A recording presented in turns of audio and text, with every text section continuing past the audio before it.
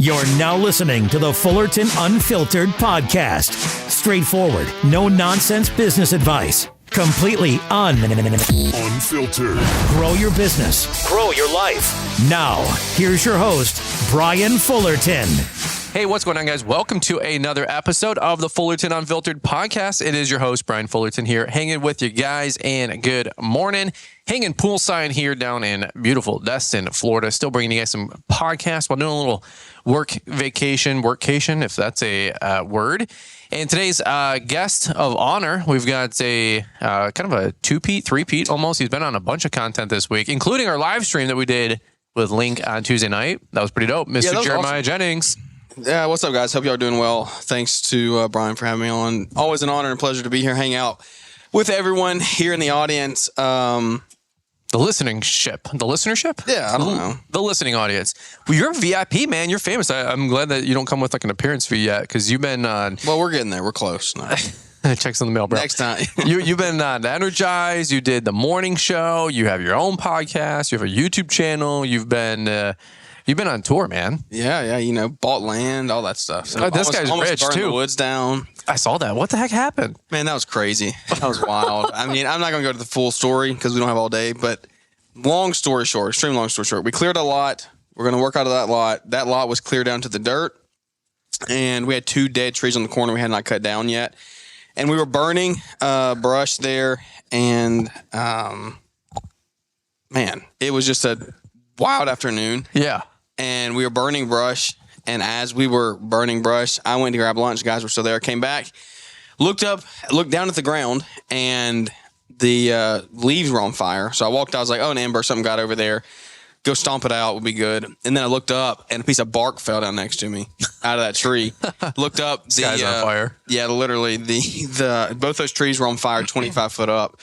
So they were flaming up pretty fast, and we were just working to get that out. So we grabbed the saw, cut them down real fast. All's well that ends well. But, yeah, it could have been bad if I wouldn't have come back up there. I mean, there's no telling. Because the guys were busy, like, moving brush and things. They're not paying attention. Yeah, they weren't looking over there. I would imagine, yeah. And so, yeah, it was good. But we figured it out. So, cool time to be able to clear the lot, get the lot ready to start working out of this year. That's going to be a huge asset to the company. I'm excited for it. So that's awesome, man. Congrats on all the growth. It's fun to watch. There's so many of you guys out there putting out content, and just so many people not putting out content, but I still watch, on Instagram or Facebook and get to see people's posts. I'm friends with, I think I have 20 people left that I can add on Facebook, and then I hit my 5,000 or whatever. And I go on my Facebook. There's not a single person that I watch on Facebook that I even know anymore, because there's just so many people. And it's fun though, because I get guys all over the country. I rarely do I even know who they are anymore, because there's just so many people out there. And it's fun seeing their new dingo that they purchased, or their trailer that they purchased, or their truck that they purchased. And I'm always like, dude, that's awesome. It's a highlight reel in one regard, but number two, it just keeps me encouraged and motivated. I'm like, I want to get something new. I want to keep growing. I want to hire the next person in my company. And it's really fun seeing so many people grow, including yourself. You guys have had a wild year. How did 2023 wrap up for you guys? 23 was a solid year. It was one that we learned a lot in. We grew our top line significantly. Grew, I don't know, 80 grand last year, something like that. So not crazy, but that's good. It was our first year having Jack. So I was focused spending a lot of time at home after he was born. Sure. So I wasn't out in the field as much, wasn't focusing on sales as much as I probably could have been to really push that growth. But it was a good year. It closed right around 300 grand. Purchased a mini skid, purchased a truck, purchased a dump trailer. Just a lot of reinvesting last year into the company, and took on more jobs, larger jobs we could have never done without that equipment. Yeah. But we learned a lot. And you talk about the highlight reel, like seeing guys build shops and things like that. There's two ways to look at that content. People love, like you say, social media is a highlight reel, and it is. And then you're like, oh, I want to be the one that shares all of it. Right. And I do agree with that. Like, I want to be the one that shares all of it. But just because it's a highlight reel doesn't mean it's bad, because sometimes people view that content and like that highlight reel, that shop going up, that new purchase is like the motivation they needed to get through that day. Sure. Like, they're having a terrible day. Sure. And they said, that's what we're pushing for. Like, they see somebody else get it. Yep. And it reminds them of why they're going. Whereas if they read a bad post a day where the tire blew out, we shot a rock through a window, like those posts are needed. But those aren't the only posts that you need. Like Sure, you need sure. that highlight reel. Yeah. Because if they read that post on a bad day, it could be like, well, you know what? Everyone else is going through it. This day sucks. I'm giving up. We're done. So yeah, that's fair. I would say if you're posting, like, just keep that in mind. Like post. There's no reason to post one or the other. Post them both. Yeah. Well, the other day we saw Sam Gemble, Atlas Outdoor. Shout out to Sam Gemble, and they purchased new property right in my backyard, like literally on the thoroughfare where we work. And I'm so pumped for them. Liz is like, "What are we gonna do?" I go, "Give them a high five." I'm like, "What are you concerned about? We got this." I said, "You could have two $10 million companies next to each other and not even know that either of them exist, and still crush it with work." And she goes, "Well, how do you know that?" I go, "Because that's what is happening." I said, "No, we didn't know Troy Clogg existed at that level, 7 to 10 years ago." Started, when I started, I was ignorance is bliss, man. There's another company down the road, Sue's Landscaping. They are a huge outfit. I can pepper off 10 people that have 5 to 10, even maybe more size businesses, $1 million businesses. And it's like, dude, who cares? It's such a huge market if you're in a large suburban area. And I'm like, there's 2 roads I can name back where I live, and there's $20 million worth of work up and down that thoroughfare. And there's no way one company can capture all that. So it's like, just encourage people, just high five, just be, like you said, grateful for what you do have and excited for the future as well. Speaking of which, a little shifting gears, I want to get on today's topic for just a couple minutes. We're going to do a 2-part show here. First part on ours, second one on the Growing Green podcast. And I want to talk about enclosed trailers, box trucks for a few minutes. Yeah. Ironically enough, I hinted on the show we dropped on Wednesday that I wanted to actually do that. And then yesterday, real time, Mark Bradley shoots me a text. He's like, "Hey, I'm doing a webinar in 10 minutes. Do you want to hop on?" And I'm like, "Sure." And you actually got me good. You know what I'm going to say next. But I was like, not ready for it. Although I did have my laptop ready to go, my webcam down here because I've been doing some meetings. And so it wasn't that inconvenient to actually hop on. So I kind of lucked out. And it was all about enclosed trailers. So before that whole story, though, really quickly, I was like, yeah, sure. Because we're at this dining room table just hanging out. And Jeremiah... What'd you do, Jeremiah? Well, I didn't do anything. What did you do? I didn't do anything. Exposing Brian's on me. Okay, well, let's go back to that morning. Let's go back to that morning to the Starbucks drive-thru. Nothing sacred. Oh my God. I totally forgot how we got there. Exactly. So I don't lose in those situations. But yesterday was Valentine's Day, so we had to go all out, had to go get the Starbies, and I had to order Starbucks in the morning with Brian sitting in the passenger seat. And we had 5 drink orders, I believe. Admittedly for our wives, okay? It's not like we were having a little bro date. Yeah. Guess who did get one? Who wanted their frappe? Their what? Their frappe. I can't. I'm going to have Mr. Producer rip that, and we're going to play that back forever on the show. I'm going to have a hot button, get your frappe. Look, I don't drink Starbucks Frappuccinos. I drink McDonald's. Bro, you're cool with us. They have an awesome one. Your secret safe with us. And they call it a frappe. And so that's just like that? Yeah, exactly. Do you have to say frappe? Yeah, you can't say Frappuccino. They won't process the order. It's like a McCafe frappe. Yeah. Like, do you say it like that? Yeah. Like if you go to Outback. Put a little twang on it. Like Outback, they have the Aussie-tizers, the appetizers. Mm-hmm. I asked the lady one time, I said, "I'm going to get an Aussie-tizer." And she looked at me, she goes, "Cut that out." Yeah. She goes, "We don't say that here." I go, "It says it in the menu." She goes, "You mean an appetizer?" She goes, "You want the poppin' shrimp?" I go, yeah.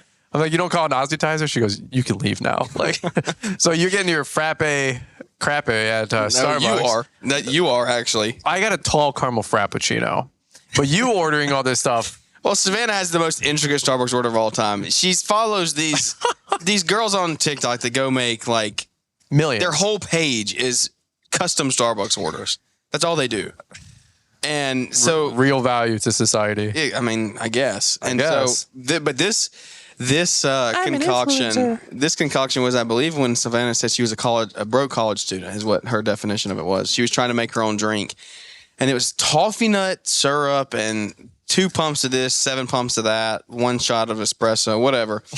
And so I was trying to get all that out, and then I didn't know what the medium versus small was. So it was a cluster. But Brian posted that on Instagram, and so seeing grown men, order at Starbucks should be its own Instagram channel. If they have a camera in that board, like they're sitting in there like absolutely dying, and then I'm watching like, us. And then you hear me in the backseat, "Give me 2 cake pops." And Jeremy's like, "What are 2 cake pops?" Yeah, and it's like, okay, dude. Brian's like, "I want my frappe, I want my cake pops. What else do I need?" That's for my little girl. Relax, wasn't me. One of them was for me. I'm just kidding. So watching that happen, Jeremiah, nothing's left sacred now. No, nothing. He's ready for war. It's all open at that point. He's the big bro, so he's always got to get back at people. I know how it goes. I'm the middle, so. Exactly. It was not going unnoticed. So Mark Bradley freaking texts me. He's like, hey, man, you got 5 minutes in 5 minutes? I go, sure, bro. So I run upstairs, get my electric shaver. I'm buzzing this thing to clean up my face because I look like a hobo. He's literally running through the downstairs, just like it's Mark Bradley. I just hear a razor. I'm like, what is that noise? And then Brian comes walking through, like just rubbing his face with his razor, walking out the door. It's electric razor, man. Shout out to Braun, man. Hook it up with a brand deal. I mean, what can I say? Paul's got the I don't know, Dollar Shave Club or whoever the hell it was. It was B. I thought it was some B. Paul Mitchell or somebody. I don't know. I don't even know, but good for him. But I think he uses a razor blade. Yeah, I use the electric shaver, the Braun one from I don't know, Braun, I guess. But it's friggin' dope, and I can't do a straight razor, so that's just my face gets like tore up. At Launchpreneur Academy, we believe in a community where success is amplified, not diminished by helping others. Introducing the Launchpreneur Academy Link membership, your ticket to a thriving lawn care business. Join our exclusive Launchpreneur Academy Link Facebook group where like-minded entrepreneurs share insights, advice, and encouragement. It's not just a group, it's a family dedicated to your success. As a Link member, you'll enjoy monthly hangouts to connect with fellow lawn care professionals, bidding hour calls to sharpen your business acumen and enlightening lessons from industry experts in our monthly guest expert series. And here's the icing on the cake, our monthly group coaching calls where your specific challenges are addressed and you receive personalized guidance to excel in your business. Yeah, there's more. Gain exclusive access to the lessons from Brian, the mastermind behind Launchpreneur Academy. With call records, PDF recaps, and more, you'll have a treasure trove of resources at your fingertips. Don't miss out on this incredible opportunity to revolutionize your lawn care business. Join Launchpreneur Academy Link membership today, and let's grow together. Visit launchpreneuracademy.com and sign up now or use the link in the podcast description. Launchpreneur Academy Link, your link to success. I didn't even tag Mark on that Instagram. Did you notice? When you reposted I wasn't tagging Mark. I should have tagged Mark. Because Mark's like, hey, why don't you get on? And I literally look like disheveled. He like runs and throws a hoodie on. Yeah. I'm like, dude, what should I wear? And I said, Brian, you need to put a hat on. He said, I didn't even bring a hat. I'm getting a tan. I'm on vacation, bro. I haven't showered for the day. I look like hobo. And but it's Mark Bradley. He's like, hey, there's 500 registered people on this webinar. You want to jump on?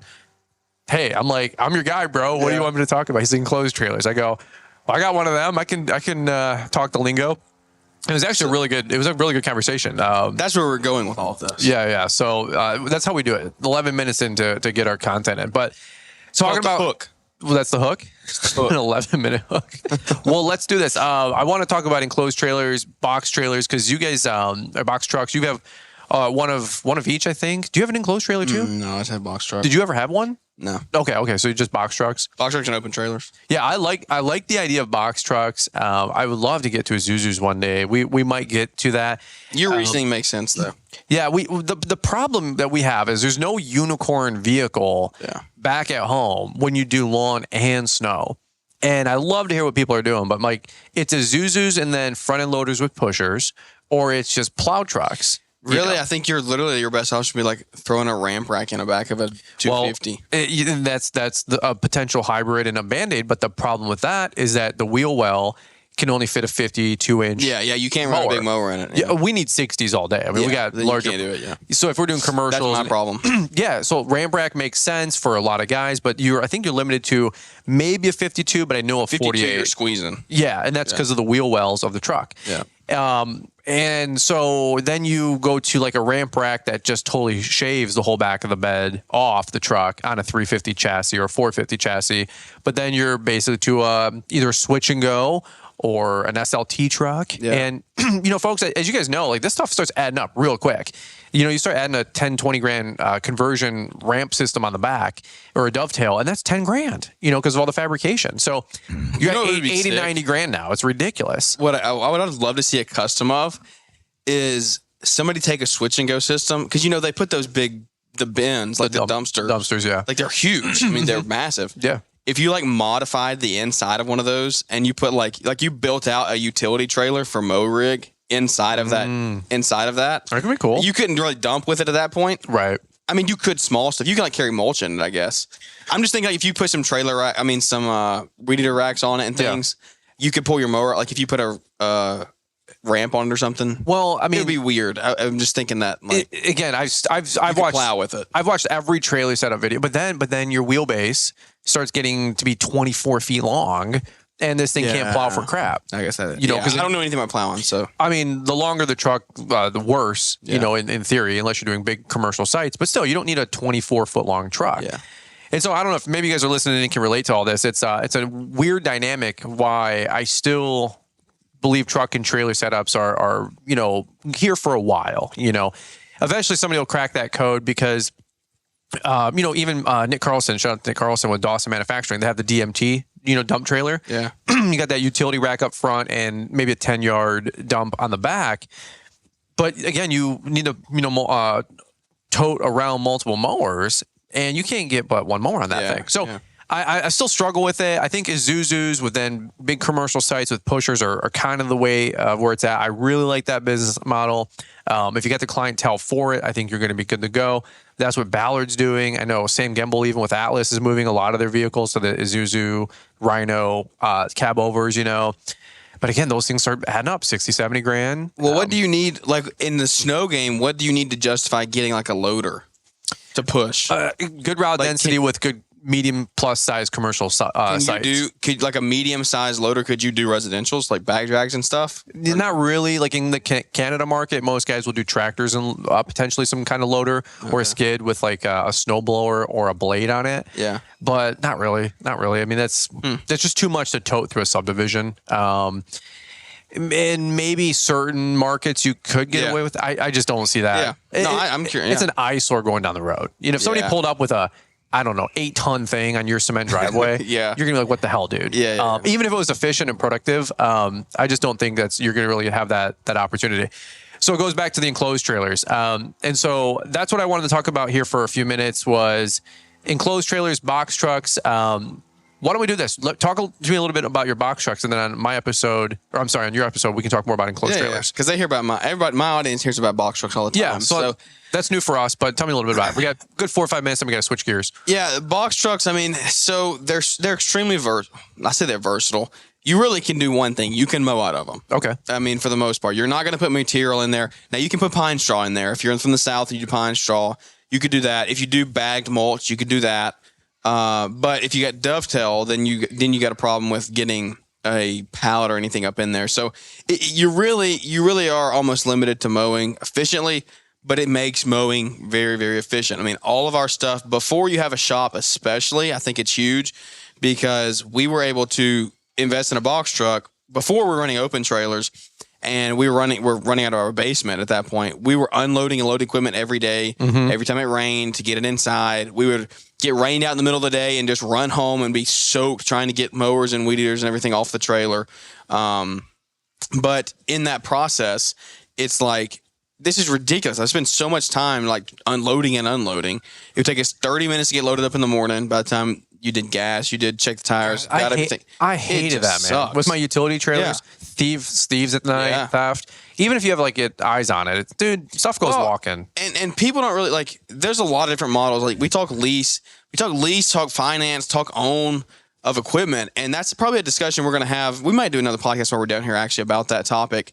But when you're talking about owning, maybe you're a smaller guy and you don't want to really grow the company too big. You want to just have your like 1 or 2 mowers that you put 2,000 hours on them. You run those things into the dirt, but you take good care of them. Like the fading on equipment, you don't realize either. Well, like, the sun fade's huge. The sun fade's huge. My mowers, 2 years old, look the exact same color as they did when they left the showroom floor almost. Because of the box truck? Because of the box truck. Wow. The only time, and the seat especially, like the seat looks brand new. Pristine, yeah. Because it's never in the sun now. I'm either on it or it's in the truck. And so covered up. Exactly. Makes sense. And so the weather, like that is a huge thing. If you don't have a shop, you don't have a storage locker, even if you do have a storage locker, like it eliminates the load unload process. And so That was huge for me. It's a huge investment. It's a rolling billboard. Same principle as an enclosed trailer. That's what I'd have to tip its hat to, like the biggest. That's a freaking rolling billboard. Literally I say for a rolling billboard. It's 15, 16, 18 feet long, 10 feet high. I don't know, 9 feet high. That thing's huge. Yours is giant.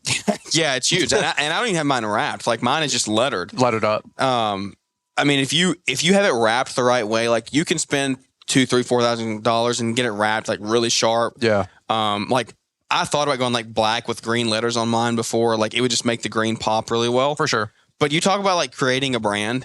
That is how you do it. Like people see that truck driving down the road, they will tell you. You'll be shocked to hear how quickly people will be like, "Oh yeah, I saw one of your trucks driving the other day." It's the same truck. Same truck. It's the same truck they've seen. And you look like the big guy in town while still keeping that like soft, touch feel. But they don't do that with an open trailer. Nobody's gonna be like, "Oh, No. I saw one of your open trailers driving down the road." Like that doesn't catch people's eye. Yeah, and that was the whole debate on Mark Bradley's thing that he was sharing about is there's pros and cons to both trailers and trucks and all different setups. You got to, of course, figure out what makes the most sense for you. But at the end of the day, like the pros of all the enclosed trailer, benefits are they way outweigh. They outweigh. It's not even close. Yeah, like it's not even close. Utility trailer is extremely more flexible, but get a dump trailer at that point. Like sure, it would be if you did a little bit of mowing, but you did mainly landscape. Like you could mow out of a dump trailer if you had to. It wouldn't be fun, but you could do it. So. Yeah. Well, let's do this. Let's keep the conversation going because I want to talk more about the box truck. I want to talk more about enclosed trailers. I've got a new trailer on order. I'm really pumped about that. Let's do that. Let's sign off really quick. Where can people find you? We're going to do this just a quick one too. Yeah, we're going to continue this. So where can people find it and where's your show? Growing Green Podcast, all podcast platforms. That's where you need to go to hear the rest of this conversation. We're going to go talk more in depth about the enclosed versus dump versus box truck. Let's do it. All right, let's keep the energy going. And guys, we will catch up with you here on Jeremiah Show. Before you turn off the podcast, there are two things that we believe you will be highly interested in. First, if you're looking to stay up to date with the latest trends and insights in the world of lawn care, then you'll want to subscribe to our free email newsletter. It shows up in your inbox 3 times a week and includes a Monday motivational to kick off your week, a Wednesday what's new to keep you informed, and a Friday weekly recap of all the content we put out. The second thing is we have just launched Lawntrepreneur Academy Link. Now you can be a part of an exclusive community that links you to those who can help you grow in your lawn care business. Joining Lawntrepreneur Link will give you the tools that you need to stay accountable, get real-time expert advice, and find belonging in a community of folks who are passionate about the lawn care industry just like you. Visit LawnTrepreneurAcademy.com to learn how Link membership gives you unique access to monthly hangouts, bidding hour calls, coaching calls, expert lessons, and more. Stay ahead of the curve and level up your business with a membership to the Lawntrepreneur Academy Link. Find an easy-to-use link in the podcast description.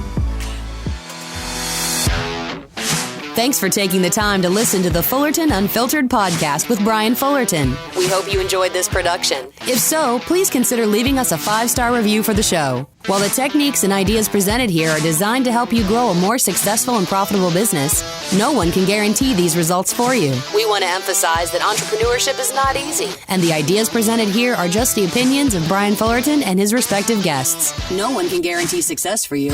That being said, we hope the ideas presented here help you and motivate you to go on out there and crush it with your own business. Fullerton Unfiltered Podcast. Thanks for listening, and we hope to see you on the next episode. This has been a Brian Fullerton and Mr. Producer production.